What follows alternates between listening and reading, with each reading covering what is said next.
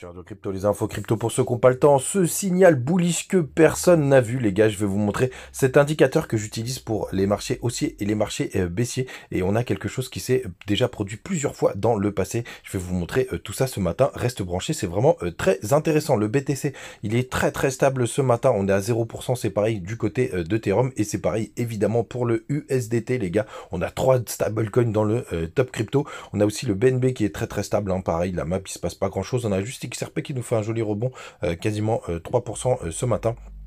Et des petites perfs notamment de côté de Avax qui prend 2,2%. Mais globalement, c'est quand même très chiant. On a quand même l'Aido qui perd 8,7%. Il avait quand même pas mal performé ces derniers temps. Les gars, du côté du daily, je vous le partageais hier sur Twitter. N'hésitez pas à me rejoindre.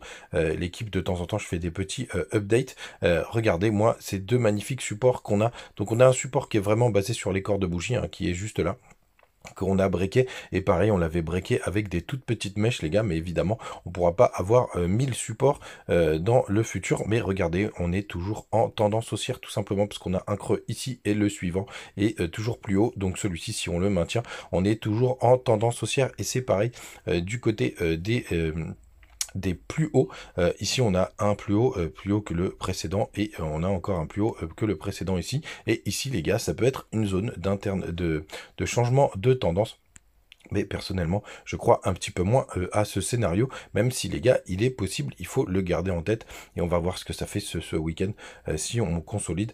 Mais je pense qu'on aura plus de consolidation. Je suis pas sûr qu'il se passe grand-chose ce week-end. Du côté du long short ratio, les gars, on va regarder ensemble ce qui s'y passe pour voir si on est dans un bon trend. Et tout simplement, on a toujours une majorité de personnes qui sont en long. Hop, donc le nombre de personnes, hein, puisqu'on en a déjà parlé, on a 66%, donc ça s'est un peu calmé sur le spot. Ça se calme aussi, mais c'est plutôt stable.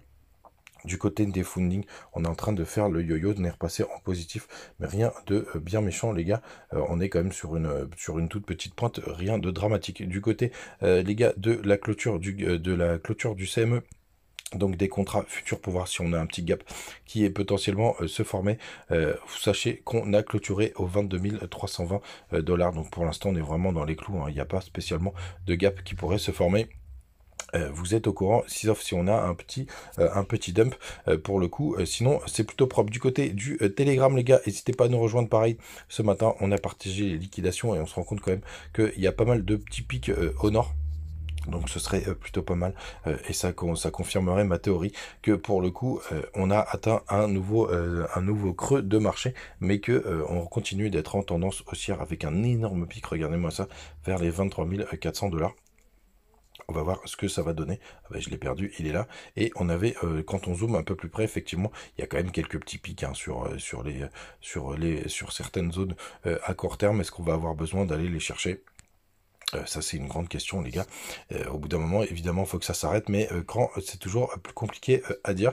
Et on a ce matin Mohamed qui nous partageait aussi des informations sur les dates très importantes. Les gars, on continue avec cet indicateur. Ben, tout simplement, c'est le MACD 3D. Je vous disais que c'est souvent bearish quand il vient croiser à la baisse ou à la hausse. Mais ce qui est très important, les gars, c'est à quel moment ils croisent, et que ce qui s'est passé par le passé. Et regardez, là on est en train de croiser. Il va falloir, puisque pour le coup il va falloir attendre la clôture de cette bougie, hein, donc qui se termine, vu que ça a commencé le 3, ça se terminera le 6, parce que justement là on est pile sur le croisement.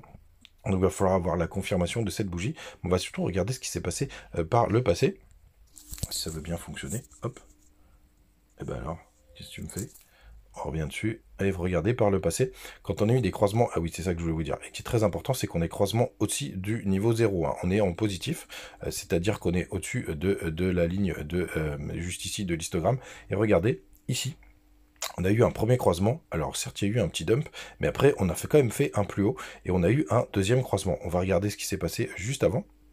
Pareil, sur le pic du bull run, enfin le premier pic, on a eu un premier croisement, et derrière, on a eu un deuxième croisement qui, là, pour le coup, a confirmé la grosse correction. Et si on revient encore un peu plus loin, ici, il y a eu pas mal de faux signaux, mais bon, c'est crack Covid, donc je le compte pas. Et si vous voulez aller plus loin, il a fallu que je sorte un autre graphique. C'est le graphique sur Binance qui est un peu plus ancien.